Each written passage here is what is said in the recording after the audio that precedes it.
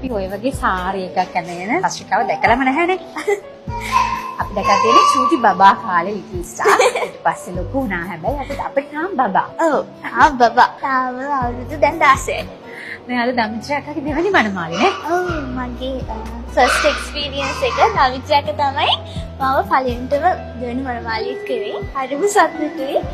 ඇත්තටම දමිත්‍රාක මට කිව්වේ නැහැ. මම බ්‍රයිඩ්ස්මේඩ් කියලා මට ගෙදරට අම්මා දැනගෙන ඉඳලා හැබැයි මට ගෙදරට බොක්ස් එකක් එවලා බ්‍රයිඩ්ස්මේඩ් කියලා ගහලා යා ප්‍රසන්ට් එකකුත් එක්ක එවුවාම මම දමිත්‍රාක අම්මට කියලා තිබුණේ ඒක වීඩියෝ කරන්න කියලා. يعني සාමාන්‍යයෙන් අම්මා ගෙදරට ගිෆ්ට් එකක් ගෙනාවම මම වීඩියෝ කරන්නේ නැහැනේ මම ඒක ඕපන් කරන එක. හැබැයි මට තේරුණා මොකක් හරි තමයි. ඊට පස්සේ ඒක ඕපන් කරලා පස්සේ දමිත්‍රාකගේ බ්‍රයිඩ්ස්මේඩ් කියලා හෙව තිබුණා. ඉතින් මට හරිම සතුටුයි.